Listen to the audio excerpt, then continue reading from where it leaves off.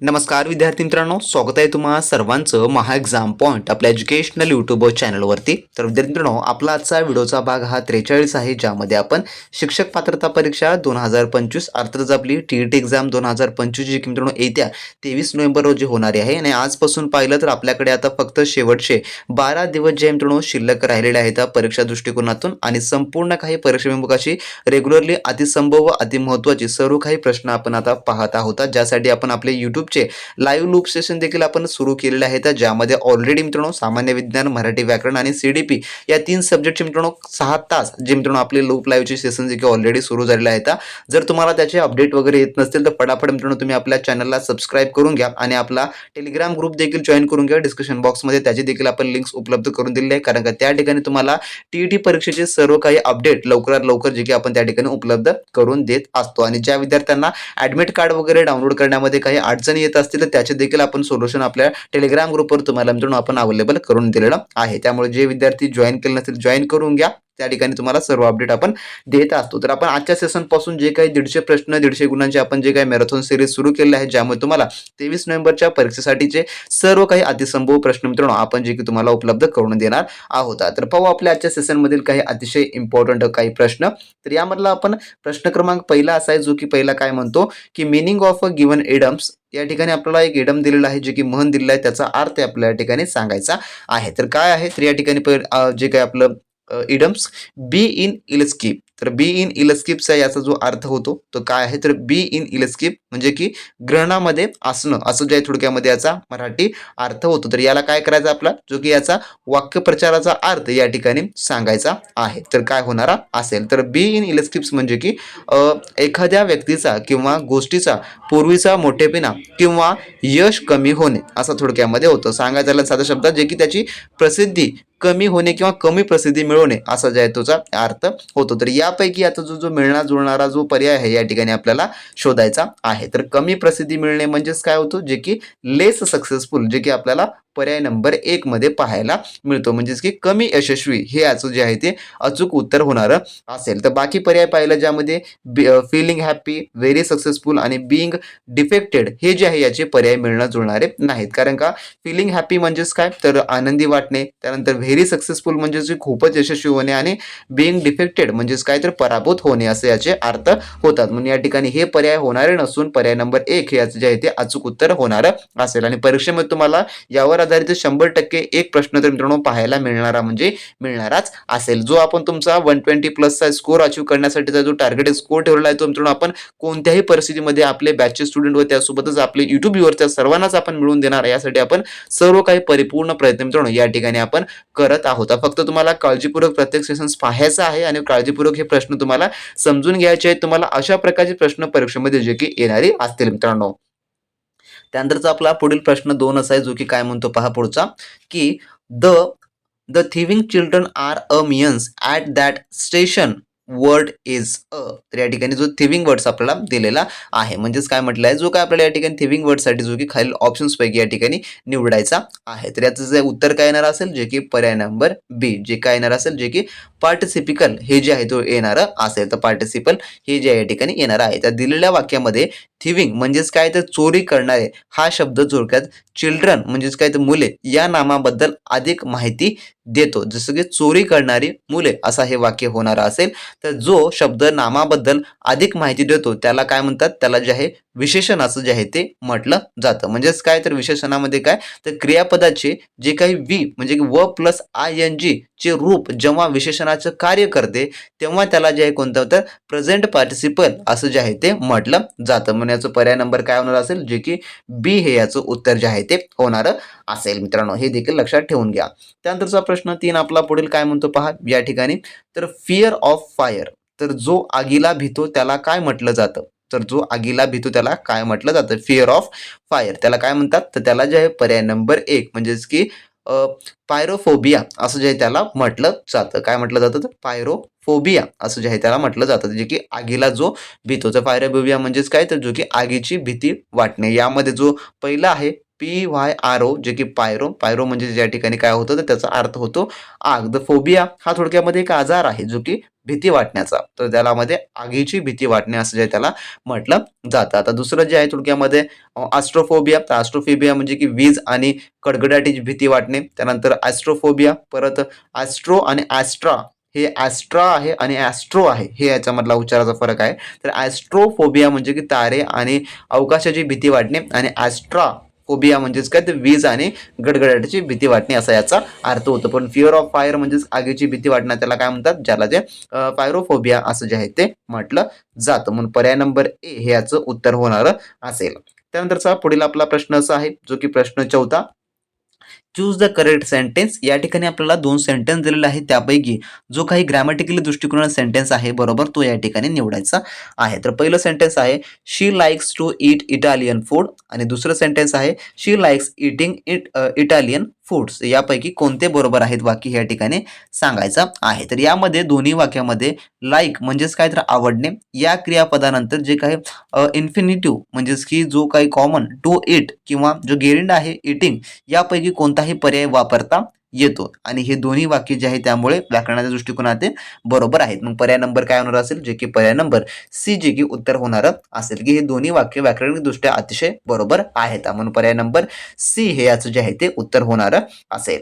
त्यानंतरचा आपला प्रश्न पुढील असा आहे, जो की प्रश्न 5वा, identify the correct sentence from the given sentence. या ठिकाणी 2 सेंटेन्स दिलेले आहेत, यापैकी आपल्याला चूज करायचं आहे. तर या ठिकाणचा जो सेंटेन्स आहे तो काय म्हणतो पहा या ठिकाणी, की पहिला सेंटेन्स आहे I have not seen a dog of your आणि दुसरं सेंटेन्स आहे here is a good idea of helping the poor. तर यामध्ये जो आपला पहिलं वाक्य आहे, तर पहिलं वाक्य काय म्हणतो, जे की I have not seen a dog of your. तर हे वाक्य थोडक्यामध्ये अशुद्ध आहे. कारण का, यामध्ये युअर हा जो आहे पोसेसिव्ह ऑब्जेक्टिव्ह आहे, म्हणजे की एक मालकी दर्शन विशेषण आहे, त्याला नामाची गरज असते. उदाहरणार्थ सांगायचं झालं युअर डॉग या ठिकाणी, तर येथे पोसेसिव्ह प्रोनाउन असल्यामुळे जे की मालकी दर्शक सर्वनाम वापरणे आवश्यक आहे. यामध्ये वाक्य कसं होणार असेल, तर I have not seen a dog of yours या प्रकारे जे आहे जे की वाक्य व्हायला पाहिजे. पण या ठिकाणी युअर्स न येता फक्त युअर आलेलं आहे, त्यामुळे हे जे आहे थोडक्यामध्ये जे की वाक्य बरोबर नाही. त्यानंतर दुसरं जर आपण पाहिलं वाक्य या ठिकाणी here is a good idea of helping the poor. तर यामध्ये here is a good idea हे वाक्य शुद्ध आहे. यामध्ये हर्स हे जे आहे हा पॉसेसिव्ह प्रोनाउन आहे आणि तो हर आयडिया जे की तिची कल्पना च्या जागी कर्ता म्हणून वापरला गेलेला आहे. म्हणजेच काय, या ठिकाणी पहिलं वाक्य अशुद्ध आहे तर दुसरं वाक्य या ठिकाणी बरोबर आहे. म्हणून या ठिकाणी पर्याय नंबर काय होणार असेल, जे की 2 याचं जे आहे ते उत्तर होणार असेल. तर अशा प्रकारचे प्रश्न तुम्हाला थोडक्यामध्ये येणाऱ्या तुमच्या परीक्षेमध्ये विचारले जाणार असतात. शुद्ध वाक्य आणि अशुद्ध वाक्य जे की तुम्हाला त्यामध्ये ओळखावं लागतं, त्यानंतर त्याचा पर्याय जो की त्यामध्ये थोडक्यामध्ये जो की निवडायचा असतो मित्रांनो. पर्याय नंबर 2 या प्रश्नाचं जो की उत्तर होणार असेल. तर ज्या विद्यार्थी मित्रांना इंग्लिश ग्रामर्स किंवा इतर सब्जेक्टमध्ये भीती वाटते किंवा त्यांना स्कोर त्यांचा जाणवायचा असेल, तर मित्रांनो तुमच्यासाठी आपण स्पेशली टेस्ट सिरीजची बॅच देखील आपण रिलीज केलेली आहे ऑलरेडी, तुम्हाला सांगत आहे. ज्याचं आपण डिस्काउंट ऑफरमध्ये प्राइस देखील आपण तुम्हाला मिळवून दिलेला आहे. तर उर्वरित या शेवटचे 12 दिवसामध्ये जर तुम्हाला 150 पैकी किती स्कोर येत आहे एकूण जाणून घ्यायचा असेल किंवा तुमचा जो काही पेपर अनालिसिस आहे तो तुम्हाला अनुभवायचा असेल, तर मित्रांनो आपली टेस्ट सिरीजची बॅच लगेचच्या लगेच जॉईन करून घ्या. डिस्क्रिप्शन बॉक्समध्ये आपल्या ॲपची लिंक दिलेली आहे, त्यामधून तुम्ही तुमचा बऱ्यापैकी स्कोर जो आहे मित्रांनो इम्प्रूव्ह करू शकता आणि परीक्षेपूर्व तुम्हाला खऱ्या पेपरचा जो आहे अनुभव त्या ठिकाणी घेता येणार असेल. आणि जर तुम्हाला एखाद्या सब्जेक्टमध्ये जर कमी मार्क्स येत असतील, तर तो सब्जेक्ट इम्प्रूव्ह करण्यासाठी आपण त्या ठिकाणी सब्जेक्टिव्ह देखील परिपूर्ण टेस्ट सिरीज त्या ठिकाणी आपण उपलब्ध करून दिलेला आहे, जे की तुम्हाला आतापर्यंतच्या टेस्ट सिरीजच्या अनुभवामध्ये मित्रांनो कुठेही मिळणारा नसणारा असा एकमेव आपण जे आहे टेस्ट सिरीजचा कोर्स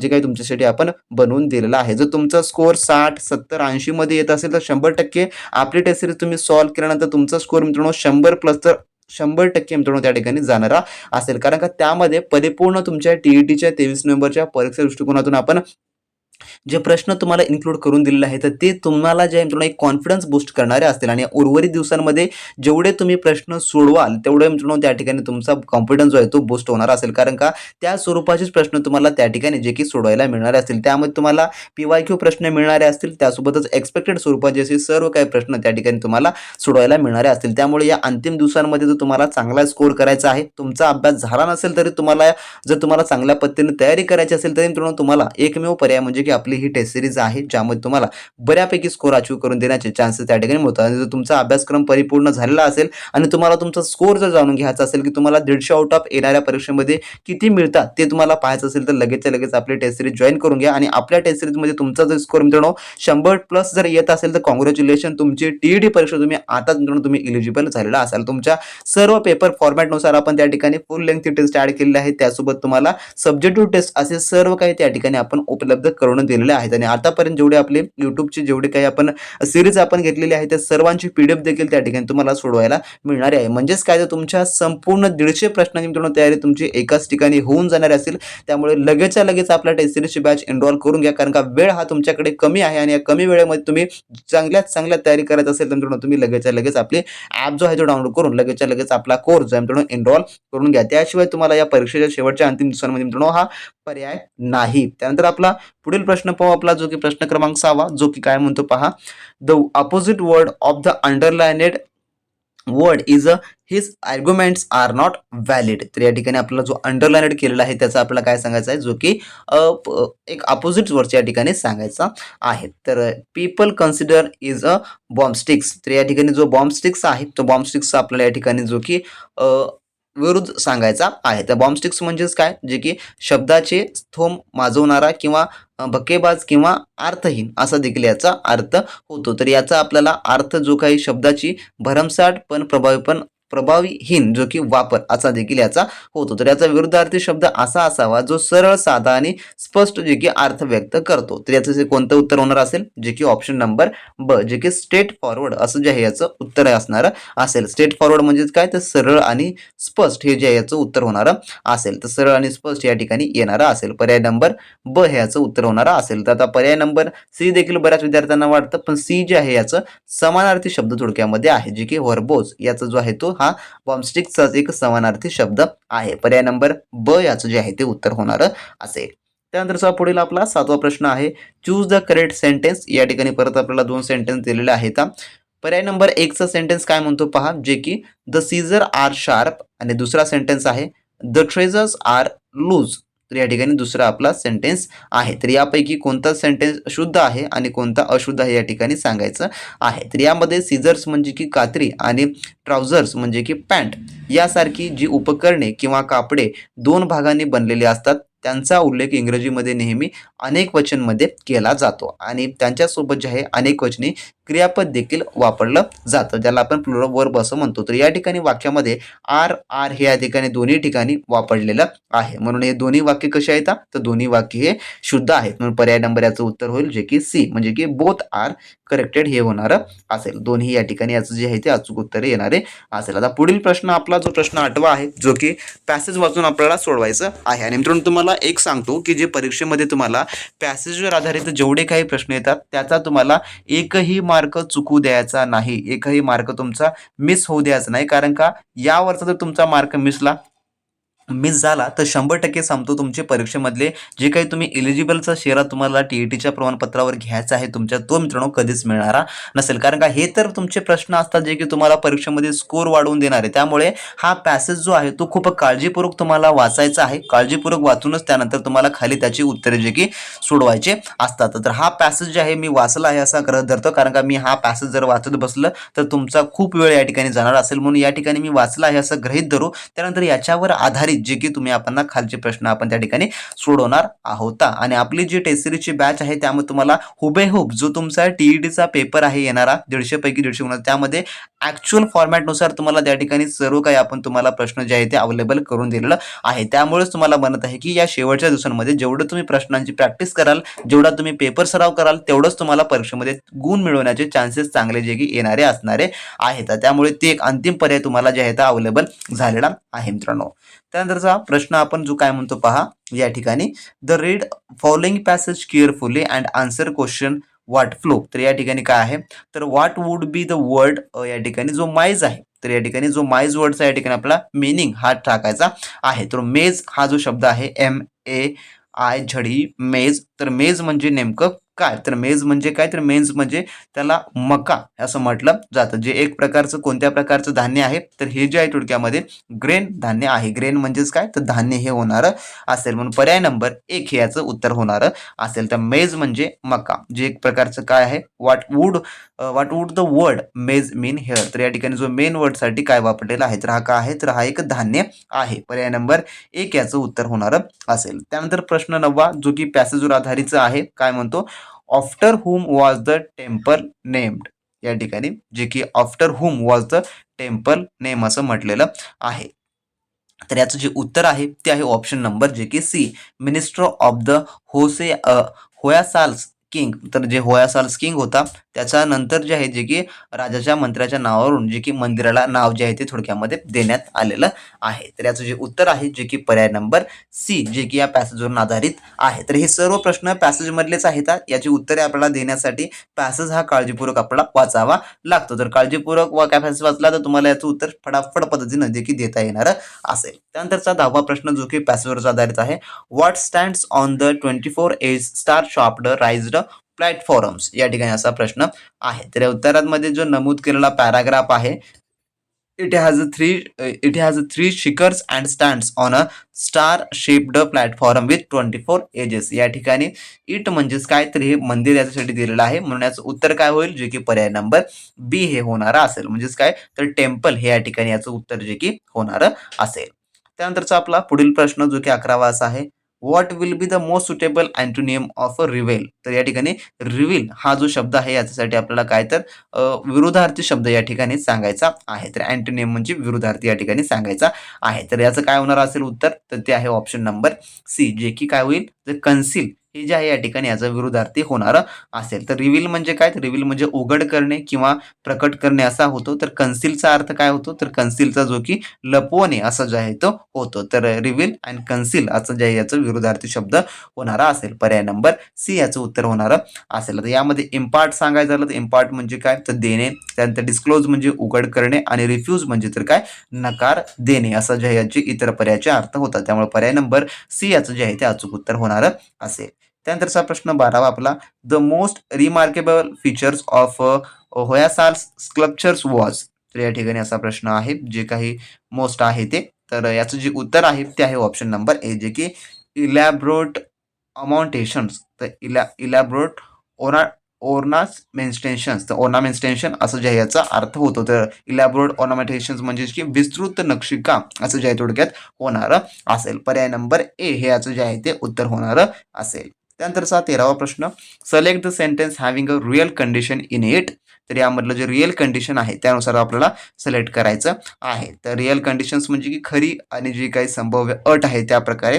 तर याचं जे उत्तर आहे ते आहे ऑप्शन नंबर डी, जे की if we arrive late we must get a taxi. हे या प्रकारे हे जे की होणार आहे. तर याचं जे की खरं कंडिशन नुसारच हे या ठिकाणी आहे. पर्याय नंबर याचं डी उत्तर होणार आहे. आता हे सर्व प्रश्न जे की पॅराग्राफवर आधारित असल्यामुळे मी याचं डीप तुम्हाला एक्सप्लेनेशन वगैरे सांगत नाही, कारण का ते तुम्ही वाचलात की तुम्हाला याची उत्तरं त्या ठिकाणी मिळून जातात.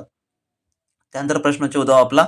Life in the drier than जे की को ऑप्शन्स या ठिकाणी असं म्हटलेलं आहे. त्या ठिकाणी जो काही life in the drier than the mountains अशा प्रकारचं थोडक्यामध्ये वाक्य आहे आणि चूज ऑप्शन्स या ठिकाणी जे की ब्रॅकेटमध्ये आहे. तर थोडा हा टायपिंगमध्ये मिस्टेक झालेला क्वेश्चन्स आहे. तर या ठिकाणी तर याचं जे उत्तर आहे ते आहे ऑप्शन नंबर जे की ब, दॅट ऑफ हे जे आहे ते होणारं असेल. तर वाक्याचा अर्थ आहे जे की मैदानातील जीवन हे पर्वतावरील जीवनापेक्षा जास्त कोरडे आहे. तर यामध्ये जी तुलना आहे जी की तुलना म्हणजेच की लाईफची जी तुलना आहे जी की जीवन या एकवचनी सिंग्युलर नामाची आहे. तर एकवचनी नामाची तुलना करताना दॅट ऑफ हे जे आहे ते वापरलं जातं. तर that of mountains equal to life of mountains असं जे आहे ते होणारं असेल. तर अनेक वचनाची तुलना करता काय वापरतात? तर दोज ऑफ हे जे आहे ते वापरलं जातं. परंतु त्या ठिकाणी एक वचने असल्यामुळे पर्याय नंबर याचं ब जे की उत्तर होणारं असेल.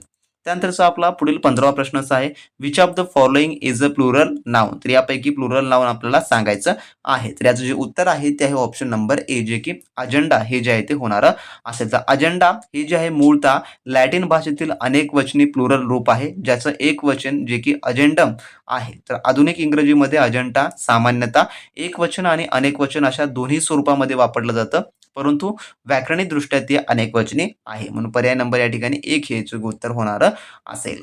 त्यानंतरचा आपला पुढील 16वा प्रश्न जो की काय म्हणतो पहा, which of the following sentence are grammatically correct. या ठिकाणी ग्रॅमॅटिकली दृष्ट्या जो बरोबर आहे तो या ठिकाणी उत्तर निवडायचा आहे. तर काय पहिलं आहे जे की your house is a large as mine. दुसरं सेंटेन्स आहे the more he read the less he understood. आणि तिसरं आहे he is a more shy the unsocial. आणि चौथं आहे the sooner you start the faster you will finish. या प्रकारचं आहे. तर या प्रकारे यामधून ग्रॅमॅटिकली दृष्ट्या जे बरोबर आहे ते या ठिकाणी सांगायचं आहे. तर याचं जे उत्तर आहे ते आहे काय होणार असेल, जे की पर्याय नंबर ब, म्हणजे की 1, 2 आणि 4 हे जे आहेत जे की ग्रॅमॅटिकली दृष्ट्या बरोबर आहेत. पर्याय नंबर 1, 2 आणि 4 मधले. त्यानंतरचा आपला पुढील 17वा प्रश्न असा आहे जो की काय म्हणतो पहा, which of the following sentence are grammatically correct. तर परत त्या प्रकारचा आपला प्रश्न आहे, रामा और Hari must lend their hand. आणि दुसरा आहे आयदर सीता और Amina forget to take her a parcel. आणि तिसरा आहे नायदर अब्दुल और Karim has done their lesson. तर यापैकी कोणतं बरोबर आहे. तर यामधलं जे उत्तर आहे जे की पर्याय नंबर 2 हे जे आहे फक्त जे की ग्रॅमॅटिकली दृष्ट्या बरोबर आहे. तर नियम काय सांगतो यामध्ये, जे की आयदर और आणि नायदर नूर ने जोडलेल्या दोन नामासाठी क्रियापद म्हणजेच की वर्ब आणि सर्वनाम हे नेहमी जवळच्या नामाप्रमाणे जे की वापरले जातं. तर यामध्ये जे पहिलं वाक्य आहे राम और Hari must lend their the hand, तर हे अशुद्ध आहे. कशामुळे? कारण का जवळचा कर्ता कोण आहे? हरी हे एकवचनीय आहे, म्हणून सर्वनाम हे हिज असायला पाहिजे. परंतु या ठिकाणी काय काय आलेलं आहे, तर पहिल्या वाक्यामध्ये जे की देअर हँड हे वापरलेलं आहे, म्हणून या ठिकाणी हे अचूक आहे. दुसरं आयदर सीता और Amina forget to take her जे की पार्सल हे आलेलं आहे. तर यामध्ये जवळचा कर्ता अमीना एकवचनी आणि स्त्रीलिंगी आहे, म्हणून या ठिकाणी सर्वनाम देखील हर हे जे की योग्य आहे आणि या ठिकाणी वापरलं देखील आहे, म्हणून पर्याय नंबर 2 याचं जे आहे जे की उत्तर होणार आहे. म्हणून पर्याय नंबर 2 याचं फक्त उत्तर होणार असेल मित्रांनो. त्यानंतरचा प्रश्न आपला 18वा, fill in the blank my brother enjoys football match every days. तर या ठिकाणी फिल इन द ब्लँक करायचं आहे. काय my brother enjoys football matches every day. तर यामध्ये काय येणार असेल उत्तर, त्याचं उत्तर आहे ऑप्शन नंबर ब, जे की टू वॉच हे जे आहे ते या ठिकाणी येणार असेल. कारण का एन्जॉय म्हणजे की आनंद घेणे या क्रियापदासोबत सामान्यतः जे काही जिरेंड आहे म्हणजेच की व प्लस ING चा फॉर्म जो की वापर केला जातो. तर योग्य वाक्यरचना खालीलप्रमाणे होईल, जे की my brother enjoys watching football matches every day असे देखील होणार असेल. तर दिलेल्या पर्यायापैकी टू वॉच हाच एकमेव जे की नॉन फायनेटिव्ह वर्बचा पर्याय आहे. तर काही वेळा एन्जॉयच्या क्रियापदाचा अर्थ जो की something you are doing normally किंवा जनरली नसून समथिंग यू लाईक असा देखील असल्यास जे काही इन्फिनेटिव्ह म्हणजेच की टू वॉच वापरला जाऊ शकतो, म्हणून पर्याय नंबर जे की ब याचं उत्तर होणार असेल.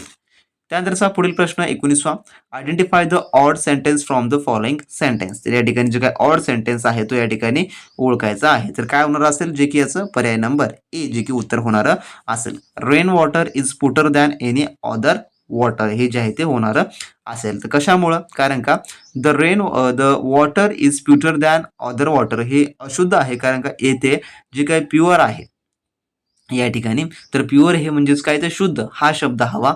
तुलना जे काही करताना जे काही कम्पॅरेटिव्ह मध्ये आपण करतो, कम्पॅरेटिव्हचा वापर करताना दॅन सोबत योग्य आहे, पण पुटर हा शब्द जे की या ठिकाणी चुकीचा आहे. तर या ठिकाणी काय असायला पाहिजे, प्युटर न असता जे की प्युअर असायला पाहिजे होतं. त्यामुळे या ठिकाणी हे गटात न बसणारे यापैकी वाक्य आहे, मग पर्याय नंबर ए होणार असेल. तर बाकी सर्व वाक्य या ठिकाणी बरोबर आहेत. त्यानंतरचा पुढील 20वा प्रश्न, चूज द करेक्ट सेंटेन्स. परत आपल्या या ठिकाणी सेंटेन्स आहे. तर पहिलं काय आहे, I would answer if he would call me. दुसरं आहे if the weather improved our crops would flourish. आणि तिसरं आहे if you resolve the be a delight in your studies you will success in college. या प्रकारचे वाक्य आहे. तर यापैकी कोणतं बरोबर आहे?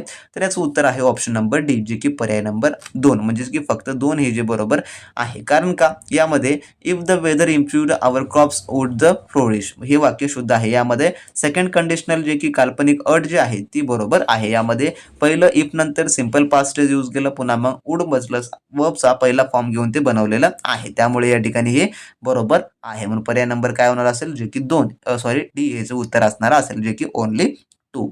त्यानंतरचा पुढील प्रश्न which of the following is a possessive adjective आहे. तर या ठिकाणी कोणतं आहे? तर पोसेसिव्ह ॲडजेक्टिव्ह म्हणजेच की जे काय मालकी दर्शवणारं विशेषण कोणतं आहे, जे की नामापूर्वी वापरलं जातं. तर याचं जे उत्तर आहे ते आहे ऑप्शन नंबर जे की ब, युअर हे जे आहे ते होणारं असेल. कशामुळं? तर युअर हे जे आहे थोडक्यामध्ये जे की पॉझिटिव्हच्या पहिलं वापरलं जातं, म्हणून या ठिकाणी युअर म्हणजेच काय, तर युअर बुक वगैरे हे जे आहे ते दर्शवलं जातं, म्हणून या ठिकाणी ते उत्तर होणारं असेल. त्यानंतरचा आपला पुढील 22वा प्रश्न चूज द इनकरेक्ट सेंटेन्स. यामध्ये इनकरेक्ट सेंटेन्स चूज करायचा आहे.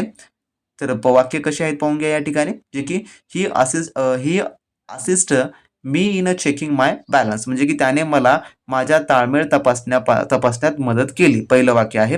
दुसरं आहे I dissuaded him from joining the private job. मी त्याला खाजगी नोकरीत सामील होण्यापासून पराभव केलं. तिसरं आहे I take pride in serving my country. मला माझ्या देशाची सेवा करण्याचा अभिमान आहे. आणि चौथा आहे ही इज टू हार्म हर. तो तिला नुकसान करेल. तर यापैकी इनकरेक्ट सेंटेन्स सांगायचं आपल्याला. तर याचं उत्तर होईल जे की पर्याय नंबर ड, जे की ही इज टू हार्म हर हे होणारं असेल. कशामुळं? हे वाक्य का अशुद्ध आहे? तर यामध्ये बी प्लस टू प्लस वर्बचा पहिला फॉर्म ही रचना जे की इंटेंट आणि अरेंजमेंट जे की दर्शवते, परंतु हार्म जे की नुकसान करणे या क्रियापदासोबत त्याचा वापर असामान्य आणि जे की अर्थ हा संदिग्ध आहे. ते योग्य वाक्य जे की अशा प्रकारे आहे, जे की he intends to harm her किंवा he is going to harm her असं असायला पाहिजे होतं. म्हणून पर्याय नंबर ड याचं जे की या ठिकाणी चुकीचं वाक्य आहे. त्यानंतरचा आपला पुढील प्रश्न 23वा असा आहे. Choose the correct meaning of the given idem. या ठिकाणी आपल्याला जे इडम दिले त्याचा आपल्याला योग्य मिनिंग सांगायचा आहे. तर होकस पोकस. तर होकस पोकस म्हणजे काय? तर होकस पोकस म्हणजे की जादूचे शब्द असं जे आहे थोडक्यामध्ये याचा अर्थ होतो. तर मग याचा जो थोडक्यामध्ये काय होणार असेल पर्यायामधून उत्तर, जे की पर्याय नंबर बी, जे की मिनिंगलेस टॉक ॲक्टिव्हिटी असं जे आहे ते होणार असेल, म्हणजे की अर्थहीन बोलणे किंवा कृती असं जे आहे थोडक्यामध्ये याचा अर्थ होतं. तर होकस पोकस म्हणजे जादूचे शब्द किंवा डोळ्यात धूळ फेकण्यासाठी वापरले जाणारे शब्द किंवा अर्थहीन फसवी कृती असं जे आहे ते याचा अर्थ होतो. म्हणून पर्याय नंबर ब याचं उत्तर होणारं असेल. त्यानंतर 24वा प्रश्न which of the following sentence is are correct using a homophones. या ठिकाणी म्हटलेलं आहे. तर होमोफोन्स जे की उच्चार समान पण अर्थ आणि स्पेलिंग भिन्न असलेला शब्द याचा होमोफोनचा अर्थ होतो. तर पर्याय नंबर 1 काय म्हणतं? The trees are already bare. आणि दुसरा आहे I am afraid of bears. या प्रकारे आहे. तर या ठिकाणी पाहिलं आपण होमोफोन्स म्हणजे जे की उच्चार समान असलेले, या ठिकाणी अर्थ आणि स्पेलिंग भिन्न असलेले शब्द या ठिकाणी आहे. तर बेअर आणि बियर या दोन्हीचाही जो उच्चार आहे सारखाच होतो. तर यामध्ये आपण पाहिलं तर जे पहिलं वाक्य आहे आपलं, जे काही the tree are already bear हे जे आहे, ज्यामध्ये बेअर म्हणजेच काय, तर या अर्थ होतो. बेअर अवघड, पानरहित आणि एकी योग्य वापर ह्याचा होतो. तर बेअर्स म्हणजे काय, तर म्हणजे काय थोडक्यात, तर अस्वल हे देखील याचा योग्य वापर आहे. म्हणजेच काय, तर हे दोन्ही वाक्य जे की योग्य आहेत. म्हणून पर्याय नंबर याचं काय उत्तर होणार असेल, त्याचं पर्याय नंबर सी हे याचं उत्तर होणारं असेल, म्हणजेच की बोथ हे उत्तर होणारं असेल.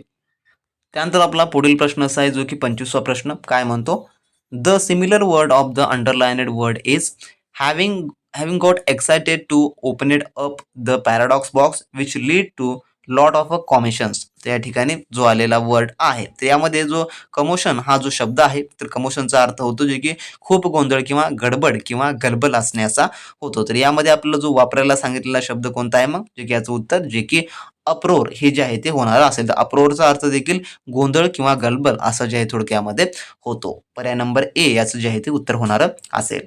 त्यानंतरचा नेक्स्ट आपला 26वा प्रश्न चूज द करेक्ट सेंटेन्स. या ठिकाणी पहिला आहे he which is a content is rich. दुसरा आहे they that touches speech will be defiled. आणि तिसरा आहे take anything that you like. तर यामध्ये आपल्याला जो करेक्ट सेंटेन्स आहे या ठिकाणी आपल्याला ओळखायचा आहे. तर याचं पर्याय होणार असेल उत्तर जे की डी, डी म्हणताच काय तर पर्याय नंबर 4 जे की ओनली 3 जो 3 नंबरचा दिलेला आहे take anything that you like. तर याचा अर्थ काय होतो तर या ठिकाणी जे एनिथिंग आहे यासारख्या शब्दासाठी दॅटचा जो आहे तो वापर केला जातो, हे योग्य आहे. म्हणून पर्याय नंबर या ठिकाणी जे की डी हे याचं उत्तर होणार असेल. त्यानंतरचा आपला पुढील 27वा प्रश्न असा आहे, आयडेंटिफाय द करेक्ट सेंटेन्स. परत या ठिकाणी जो करेक्ट सेंटेन्स आहे या ठिकाणचा जो आपल्याला वापरायचा आहे, तर यामधला जो पहिला सेंटेन्स आहे की थॉफ Rajaram worked very hardly he failed. जरी राजारामने खूप हार्डली काम केले तरी तो नापास झाला, पहिलं वाक्य. दुसरं आहे the guest come lately as it was not expected. तर पाहुणे जे काही खूप उशिरा आले कारण ते अपेक्षित नव्हता. त्यानंतर तिसरं आहे fortunately he was not hurt in the accident. तर दुर्दैवानं जे काही फॉर्च्युनेटली सुदैवानं he was not hurt in accident म्हणजे की सुदैवानं जे आहे तो अपघातात जखमी झाला नाही असं होतं. आणि पर्याय नंबर ड आहे जे की यापैकी नाही. तर यापैकी आपला करेक्ट सेंटेन्स या ठिकाणी म्हटलेला आहे. मग करेक्ट सेंटेन्स कोणतं होणार असेल जे की पर्याय number C fortunately he was not hurt in the accidents. म्हणजेच काय तर सुदैवानं तो अपघातात जखमी झाला नाही, हे जे या ठिकाणी बरोबर होणार असेल. त्यानंतरचा आपला पुढील प्रश्न जो की 28वा असा आहे, वेअर द ग्रीन विलो. दुसरा आहे बनाना ऑइल. तिसरा आहे हर इट द ग्रेम्पियन. आणि चौथा आहे achieve on your shoulder which of shoulder. तर which of the above idioms are correctly written या ठिकाणी विचारलेलं आहे. तर यापैकी कोणतं जे आहे ते बरोबर आहे असं म्हटलेलं आहे. तर याचं उत्तर आहे ऑप्शन नंबर बी जे की 3 आणि 4 हे जे आहे त्या योग्य आहेत. ज्यामध्ये वेअर द ग्रीन विलो म्हणजे की हा वाक्यप्रचार अशुद्ध आहे. यामध्ये जो वेअर द विलो हा जो आहे थोडक्यामध्ये म्हणजे की नशिबाला दोष देणे किंवा प्रेमभंगाचा शोक करणे असा होतो. त्यानंतर तिसरं आणि चौथं हे कशामुळे बरोबर आहे तर hear it on the grapevine हे म्हणजे की आफ्वेद्वारे घेणे हे वाक्य शब्द बरोबर आहे. आणि a cheap of your shoulder म्हणजे की पूर्वीच्या अपमानामुळे किंवा अनुभवामुळे मनात असलेला द्वेष किंवा राग असणं बरोबर आहे. म्हणून पर्याय नंबर बी हे याचं उत्तर होणार असेल. त्यानंतरचा पुढील आपला 29वा प्रश्न असा आहे, make a positive degree of the following sentence. तर या ठिकाणी आपला सेंटेन्स काय करायचं आहे पॉझिटिव्ह डिग्री करायचं आहे. तर यामध्ये काय म्हटलेलं आहे की the best antidote is actions. या ठिकाणी असं आपल्याला वाक्य दिलेलं आहे. तर पॉझिटिव्हमध्ये याला कव्हर करायचं आहे. तर यामध्ये दिलेलं वाक्य कयामध्ये आहे हे जे आपल्याला पाहायला मिळतं हे जे आहे सुपरलेटिव्ह डिग्रीमध्ये आहे. कयावरून कारण का यामध्ये द बेस्ट हे जे आहे ते आलेलं आहे म्हणून. तर हे सुपरलेटिव्हमधून आपल्याला पॉझिटिव्हमध्ये करायचं आहे. ज्या सुपरलेटिव्ह डिग्रीमध्ये द वापरलेलं असतं जे की उदाहरणामध्ये द बेस्ट, तर त्याचे पॉझिटिव्हमध्ये रूपांतर करताना नो ऑदरने जे आहे ते सुरुवात करतात. नो ऑदरने जे आहे ते सुरुवात केलं जातं. म्हणून पर्याय नंबर सी किंवा डी पैकी याचं उत्तर असायला पाहिजे. तर यामध्ये अँटीडॉट हे जे आहे जे की विषहारक हे जे आहे एकवचनी नाम आहे. म्हणून नो ऑदर अँटीडॉट इज या प्रकारे ज्याची रचना असायला पाहिजे. मग याचं कयाला पाहायला मिळतं उत्तर जे की कशामध्ये आहे तर या ठिकाणी नो अँटीडॉट ऑदर इज म्हणजे की पर्याय नंबर आपल्याला हे कळत आहे जे की डी मध्ये पाहायला मिळते. म्हणजे पर्याय नंबर काय असायला पाहिजे जे की डी हे जे आहे ते उत्तर असायला पाहिजे. यामध्ये no other antidote is as good as action असं जे आहे हे वाक्य बनणार असेल. तर असे काही तुम्हाला प्रश्न परीक्षेमध्ये येतात. त्यानंतरचा आपला पुढील 30वा प्रश्न असा आहे, चूज द करेक्ट. या ठिकाणी 3 आपल्याला सेंटेन्स दिलेला आहे. तर यापैकी करेक्ट कोणतं आहे तर यापैकी जे पर्याय नंबर डी जे आहे ते होणार असेल. कारण का हे सर्व जे आहे ते करेक्ट सेंटेन्स आहे. ज्यामध्ये one should not adapt the bad habits of others. दुसरं आहे one must learn to adapt one self to circumstances of life. आणि तिसरं आहे she is adapt in the art of dancing. हे सर्व जे आहे ते बरोबर आहेत. या प्रश्नामध्ये जो काही होमियन्स जो उच्चार आहे जो की समान पण स्पेलिंग अर्थ भिन्न अर्थ तपासलेला आहे. ज्यामध्ये अडॉप्ट म्हणजे दत्तक घेणे किंवा स्वीकारणे आणि अडॅप्ट म्हणजे की जुळवून घेणे आणि अडॅप्ट म्हणजे काय तर निपुण किंवा कुशल असा जो आहे त्याचा अर्थ होतोय. त्यामुळे हे सर्व जे आहेत बरोबर आहे. त्यामुळे पर्याय नंबर ड याचं जे आहे ते उत्तर होणार असेल. आणि असे हे प्रश्न तुम्हाला जे की इंग्लिश ग्रॅमरमध्ये तुम्हाला 30 पैकी 30 गुण मिळवण्यासाठी अशा प्रकारच्या प्रश्नांचा तुम्हाला सोडवा करणं माहिती असणं प्रश्नांची रचना माहिती असणं अतिशय इम्पॉर्टंट आहे. त्यामुळे तुम्हाला आपली टेस्ट सिरीज ही एकमेव त्यावरची सोल्युशन्स आहे. त्यामुळे आपली लगेचच्या लगेच महा एक्झाम पॉईंटची ॲप डाउनलोड करा. डिस्क्रिप्शन बॉक्समध्ये त्याची लिंक आहे. आणि या उर्वरित 12 दिवसांमध्ये मित्रांनो रेग्युलरली जरी तुम्ही चांगला सराव केलात रेग्युलरली जरी तुम्ही सोडवत राहिलात तर 100% निकाल हा तुमच्या मनासारखा येणारा असेल. आणि 100% निकाल हा तुमच्या बाजूने मित्रांनो जे की येणारा असेल. तर तुम्हाला 30 पैकी मिळवायचे असेल तर तुम्ही लगेचच्या लगेच आपली ॲप डाउनलोड करून मात्र टेस्टला आता या क्षणापासून सोडवायला सुरू करा.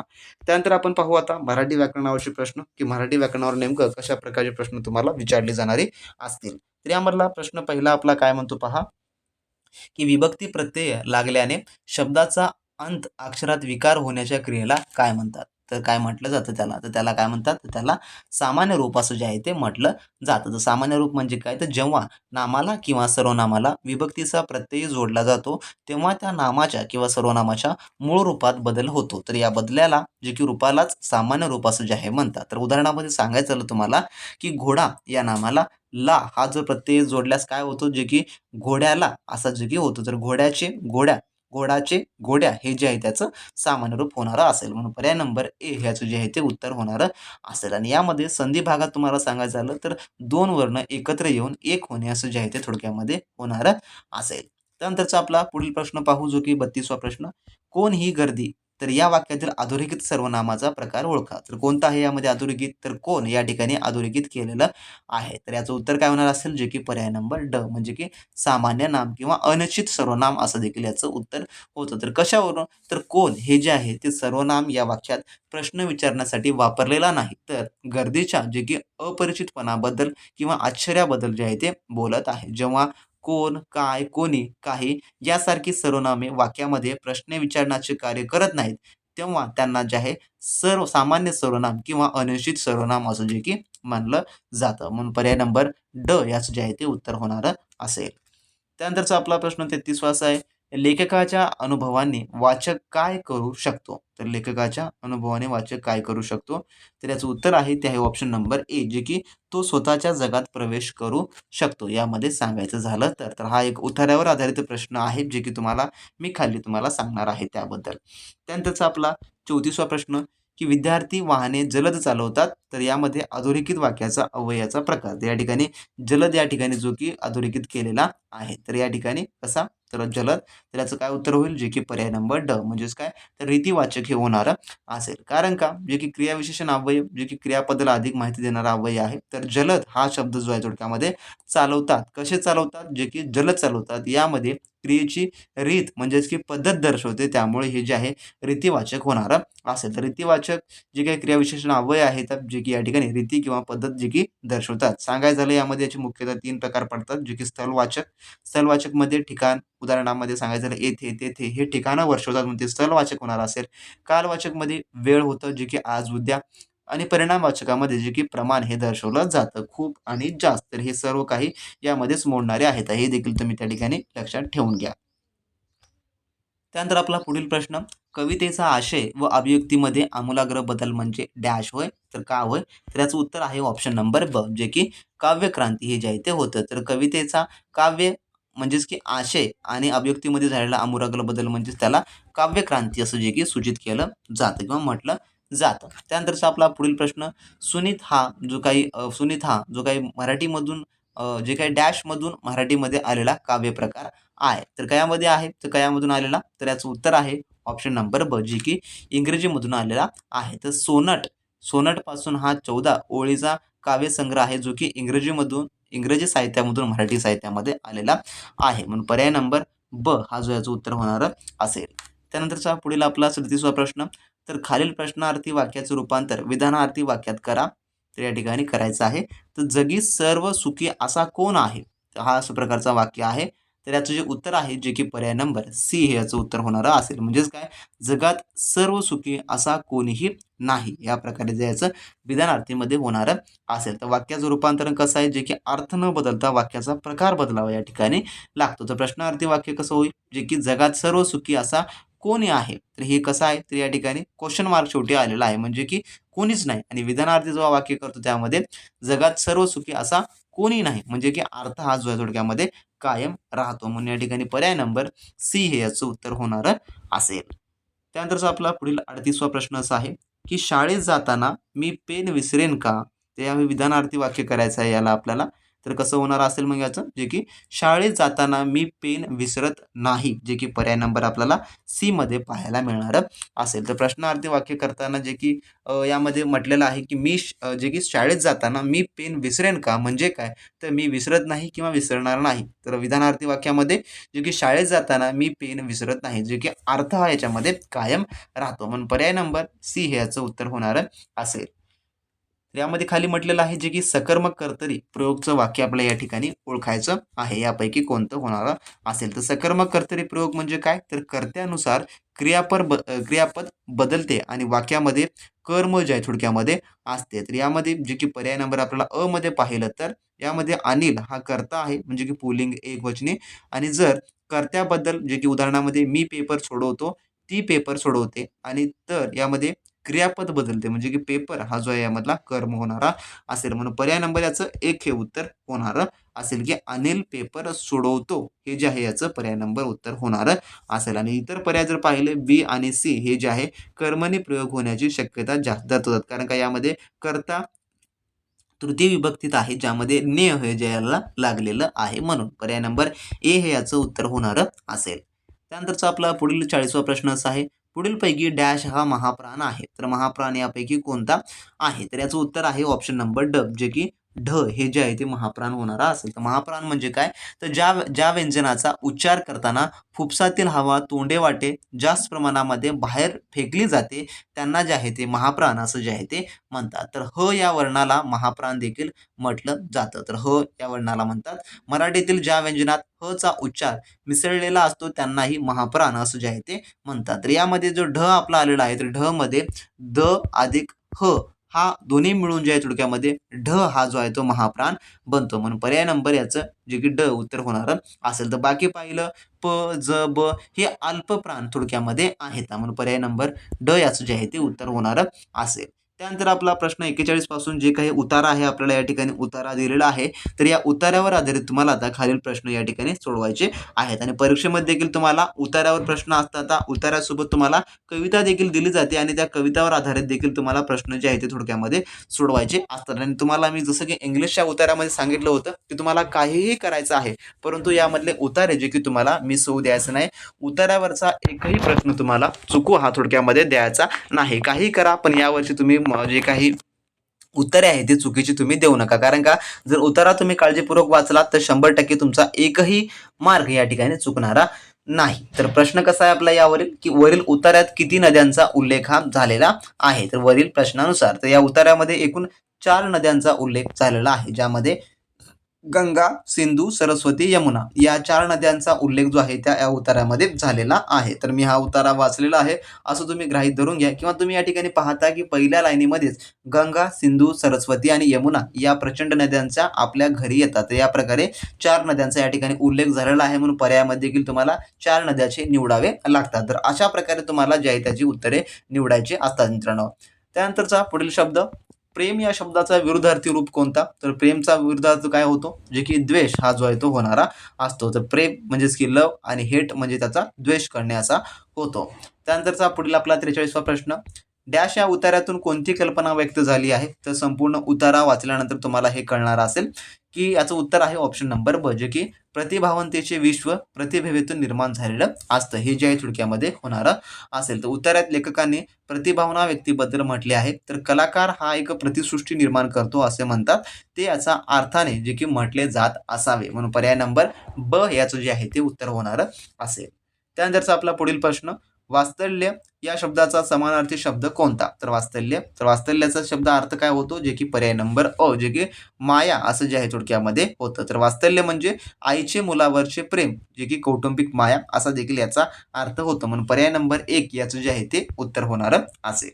त्यानंतरचा आपला पुढील 45वा प्रश्न, मुला तू खाली बस आणि खेळ पहा. तर यामध्ये जो अधोरेखित आहे आणि या शब्द याचा कोणत्या अवयवाचा प्रकार आहे हे ओळखायला सांगितलेलं आहे. तर कोणता होणार असेल, तर खाली जे काही या ठिकाणी आणि हा जो आहे तर याचं उत्तर जे आहे ते आहे ऑप्शन नंबर थोडक्यामध्ये सी, जे की क्रियाविशेषण अव्यय होणार असेल. कारण का यामध्ये खाली हा शब्द बस, बसणे क्रियापद या क्रियापदाला अधिक माहिती देतो आणि कोठे बस याचं जे आहे ते होणारं असेल. म्हणून या ठिकाणी जे काही क्रियाविशेषण अव्यय हे होणारं असेल. आणि यामध्ये खाली हा शब्द झाडाखाली याप्रमाणे देखील आला असता तर तो जो आहे जो की शब्दयोग्य झालेला असणारा असेल. म्हणून पर्याय नंबर सी हे याचे उत्तर जे आहे ते होणारं असेल. त्यानंतर आपला 46वा प्रश्न, उत्कृष्ट खेळाडू देशाला भूषण ठरवितो. तर यामध्ये अधोरेखित शब्दाचा प्रकार हा ओळखायचा आहे. या ठिकाणी काय हा अधोरेखित आहे, तर खेळाडू या ठिकाणी आहे. तर खेळाडू हा शब्द थोडक्यामध्ये खेळणे या धातूपासून जे की क्रियापदाचं मूळ रूप आहे यापासून बनलेला आहे. तर अशा प्रकारे धातूपासून बनलेल्या नामाला धातू साधित नाम किंवा जे काही पार्टिसिपेटल आपण इंग्लिशमध्ये म्हणतो असं जे आहे त्याला म्हटलं जातं. म्हणून पर्याय नंबर 1 याचं जे आहे ते उत्तर होणारं असेल. त्यानंतरचा आपला पुढील प्रश्न जो की 47वा, मजकुरातील अक्षर ओळखून त्याचे ध्वनीत रूपांतर करणे म्हणजे डॅश होय. त्याला काय म्हटलं जातं? तर त्याला उत्तर आहे ऑप्शन नंबर ए, जे की त्याला वाचन असं जे आहे ते म्हटलं जातं. तर वाचन म्हणजे लिहिलेला मजकूर वाचून त्याचे ध्वनीमध्ये म्हणजे की आवाजामध्ये रूपांतर करणे होय. तर श्रवण म्हणजे काय तर ऐकणे आणि भाषण म्हणजे काय तर बोलणे असा याचा अर्थ होतो. म्हणून पर्याय नंबर 1 याचं जे आहे ते उत्तर होणारं असेल. त्यानंतर 48वा प्रश्न, अस्वलाचा खेळ करणारा त्याला काय म्हटलं जातं? तर त्याला जे आहे ऑप्शन नंबर ब, जे की मदारी असं जे आहे ते म्हटलं जातं. तर मदारी म्हणजे काय तर अस्वल, माकड इत्यादी प्राण्यांना घेऊन गावोगावी खेळ दाखवणारा याला जे आहे ते मदारी असं जे आहे ते म्हटलं जातं. तर त्यानंतर दुसरं जे आहे जे की दरवेशी. दरवेशी कशाला म्हणतात? तर दरवेशी भिक्षा मागणाऱ्या मुस्लिम फकीर किंवा अस्वलाचा खेळ करणारा ह्याला देखील म्हटलं जातं. पण मदारीचा एक प्रकार आहे. म्हणून मदारी हा एक अधिक एक रूढ शब्द आहे, जे की याच्याशी दरवेशीशी जुळत नाही. परंतु पर्याय नंबर ब हे याचं उत्तर होणारं असेल. त्यानंतरचा पुढील आपला 49वा प्रश्न, की पुढील वाक्याचा प्रकार कोणता ते सांगा. पोहणे शरीर प्रकृतीस हितवह आहे. तर जे पोहणे शरीर प्रकृतीस हितवह आहे असं हे वाक्य आहे. तर यामध्ये हे वाक्य कोणत्या प्रकारचं आहे? तर याचं उत्तर आहे ऑप्शन नंबर सी, जे की हे केवळ वाक्य आहे. कशावरून? ज्या वाक्यात एकच उद्देश, कर्ता आणि एकच विधायी क्रियापद असते त्याला केवळ वाक्य असं जे आहे ते म्हणतात. तर या वाक्यामध्ये पोहणे हा उद्देश आहे आणि हितकारक आहे हे जे आहे याचं विधेय आहे. म्हणून या ठिकाणी केवळ वाक्य होणारं असेल. त्यानंतरचा 50वा प्रश्न, खालील वाक्याचा प्रकार ओळखा. तुम्ही आलात हे फार चांगलं झालं. तर यामधून कोणतं हे प्रकारचं वाक्य आहे? तर याचं उत्तर आहे ऑप्शन नंबर बी, जे की मिश्र वाक्य या ठिकाणी होणारं असेल. तर ज्या वाक्यात एक प्रधान वाक्य म्हणजेच की मेन क्लॉज आणि एक किंवा अधिक गौण वाक्य म्हणजे सबऑर्डिनेट क्लॉज या ठिकाणी असतात त्याला जे आहे मिश्र वाक्य असं जे आहे ते म्हटलं जातं. या वाक्यामध्ये पाहिलं हे फार चांगलं झालं हे प्रधान वाक्य आहे आणि तुम्ही आलात हे नामाचे कार्य करणारं गौण वाक्य आहे. म्हणून या ठिकाणी कोणतं होणार असेल? जे की पर्याय नंबर ब ह्याचं उत्तर होणारं असेल. त्यानंतरचा आपला 51वा प्रश्न पुढीलपैकी शब्दयोगी अव्यय कोणता आहे? तर या ठिकाणचा शब्दयोगी अव्यय सांगायचा आहे. तर वाक्य कसं आहे? यामध्ये शब्द कोणता आहे? तर यामध्ये आहे ऑप्शन नंबर ड, जे की वरही. कशामुळे? शब्दयोगी अव्यय कायला म्हणतात? जे अव्यय शब्दाला जोडून येतात. तर यामध्ये वर ही जे आहे हे जे आहे मूळ क्रियाविशेषण अव्यय आहे. पण त्याला ही हा अव्यय निमात जे की जोडून वरही बनलेला आहे. त्यामुळे शब्दयोगी अव्यय मूळ शब्दांना जोडून येतात. तर मागे, खाली, पुढे हे एकटे असल्यास क्रियाविशेषण अव्यय म्हणून हे कार्य करतात. म्हणून पर्याय नंबर ड याचं जे आहे ते उत्तर होणारं असेल. त्यानंतरचा 52वा प्रश्न पुढीलपैकी गटात न बसणारा पर्याय कोणता? तर यापैकी कोणता बसणारा असेल? तर याचं उत्तर आहे ऑप्शन नंबर जे की ड, घार हे जे आहे ते बसणारं नसेल. कारण का? पोपट, मासा, साप हे वेगवेगळ्या गटातील आहे. तर पोपट हे पक्षीचं आहे, मासा हा थोडक्यामध्ये जलचर आहे, तर साप हा सरपटणारा प्राणी आणि घार हा जो आहे थोडक्यामध्ये पक्षी आहे. तर यापैकी सांगायचं झाल्यास तर घार हे याचं उत्तर होत नाही. तर याचं उत्तर जे की पर्याय नंबर ब हे जे आहे ते होणारा असेल. कारण का? हा मासा जो की जलचर आहे आणि हा जो आहे तो पाण्यामध्ये राहतो. त्यामुळे जे आहे याचं पर्याय नंबर ब हे जे आहे ते याचं उत्तर होणारं असेल, जे की मासा हे जे आहे ते होणार असेल. तर बाकी हे सर्व काही वर असतात, परंतु हे थोडक्यामध्ये पाण्यामध्येच असतं आणि पाण्यामध्ये असल्यामुळे हे जे आहे यापैकी गटात न बसणारं असेल. तर हा जलचर प्राणी असल्यामुळं ब हे याचं उत्तर होईल, जे की ड हे याचं होत नाही मित्रांनो. त्यानंतरचा प्रश्न आपला 53वा, भाषण व लेखन हे डॅश व्यापाराचे साधन आहे. तर कशाचं? तर याचं उत्तर आहे ऑप्शन नंबर ए, जे की आत्मविष्काराचं जे आहे थोडक्यात साधन आहे. तर भाषण आणि लेखन म्हणजे की बोलणे आणि लिहिणे ही आपल्या आत्म्यातील विचार आणि भावना व्यक्त करण्याची साधने आहेत. याला आत्मविष्कार म्हणजे की सेल्फ एक्सप्रेशन असं जे आहे ते म्हटलं जातं. त्यानंतरचा आपला 54वा प्रश्न, महाकाव्य हे डॅश पदाचा प्रकार आहे. तर कशाचा आहे? तर याचं उत्तर आहे ऑप्शन नंबर अ, जे की परावृत्तीयचा प्रकार आहे. तर महाकाव्य हे दुसऱ्याची कथा म्हणजे की कथनायक सांगते, म्हणजेच ते परावृत्तीय म्हणजे की इतरांशी संबंधित पद्याचा एक प्रकार आहे. म्हणून पर्याय नंबर 1 हे याचं उत्तर होणारं असेल. त्यानंतर आपला पुढील प्रश्न जो की 55वा, खालील वाक्यापैकी कर्मणी प्रयोग ओळखा. तर कोणता कर्मणी प्रयोग आहे, तर कर्मणी प्रयोग म्हणजेच काय, तर क्रियापद कर्माचा जो की लिंग वचन पुरुषानुसार जे आहे ते बदलतो त्याला कर्मणी प्रयोग असं जे आहे ते म्हणतात. तर यामध्ये कोणता आहे मग, ते आहे ऑप्शन नंबर ड, जे की रामाने रावणास मारले हे जे आहे या ठिकाणी होणार असेल. पर्याय नंबर ड याचं उत्तर होईल. त्यानंतरचा 56वा प्रश्न, या या वयात तुला असे बोलणे शोभत नाही, यामध्ये अधोरेखित शब्दाची जात ओळखा. तर बोलणे या ठिकाणी अधोरेखित आहे. तर बोलणे हा शब्द बोलणे जे की मेन धातू आहे, तर यामुळे क्रियापदापासून बनला आहे आणि तो नामाचे कार्य करत आहे, म्हणून ते धातुसाधित नाम जो आहे तो होणारा असेल. पर्याय नंबर क याचं उत्तर होईल. त्यानंतरचा आपला 57वा प्रश्न पुढील, अव्ययभाव समासाचं उदाहरण यापैकी कोणतं आहे, तर याचं उत्तर आहे ऑप्शन नंबर क, जे की आजन्म हे जे आहे होणार असेल. कशावरून, कारण का आजन्म यामध्ये आ अधिक जन्म म्हणजेच काय, तर आ हे जे आहे थोडक्यामध्ये अव्यय आहे, तर आजन्म म्हणजेच काय, तर जन्मभर या ठिकाणी असं होणार याचा अर्थ असेल, म्हणून पर्याय नंबर क याचं उत्तर होणार असेल. त्यानंतरचा 58वा प्रश्न, थोडक्यात पुरणपोळी या शब्दाचा समास कोणता आहे, तर कोणता समास होणार असेल, तर याचं उत्तर आहे ऑप्शन नंबर ड, जे की मध्यम पदलोपी हे जे आहे याचा समासाचा प्रकार होणारा असेल. तर पुरणपोळीचं विग्रह केलं तर पुरण घालून केलेली पोळी असं जे आहे ते होतो. जेथे समास करताना मधले पद गाळले जाते त्याला मध्यम पदलोपी म्हणजेच की तत्पुरुषी समास असं देखील त्याला म्हटलं जातं, म्हणून पर्याय नंबर ड याचं उत्तर होणार असेल. त्यानंतरचा आपला पुढील प्रश्न 59वा, खालील वाक्याचा प्रकार सांगा. तर वाक्य कसं आहे, आकाशात जेव्हा ढग जमतात तेव्हा मोर नाचू लागतो, हे असं वाक्य आहे. तर याचं जे उत्तर आहे ते आहे ऑप्शन नंबर सी, म्हणजेच की मिश्र वाक्य हे जे आहे ते होणार असेल. तर प्रथम ज्या प्रकारे मी तुम्हाला सांगितलेलं आहे की मिश्र वाक्य कसं ओळखतात, त्या प्रकारेच यामध्ये देखील ओळखायचं आहे. यामध्ये मोर नाचू लागतो हे कसं आहे, ते प्रधान वाक्य आहे आणि अवकाशात जेव्हा ढग जमतात हे क्रियाविशेषण गौण वाक्य आहे, म्हणून या ठिकाणी हे मिश्र वाक्य होणार असेल. त्यानंतर आपला 60वा प्रश्न, पुढीलपैकी संकेतार्थी वाक्य ओळखा. तर संकेतार्थी वाक्य कोणतं आहे यापैकी, तर याचं उत्तर आहे ऑप्शन नंबर अ, जे की पाऊस पडता तर हवेत गारवा आला असता.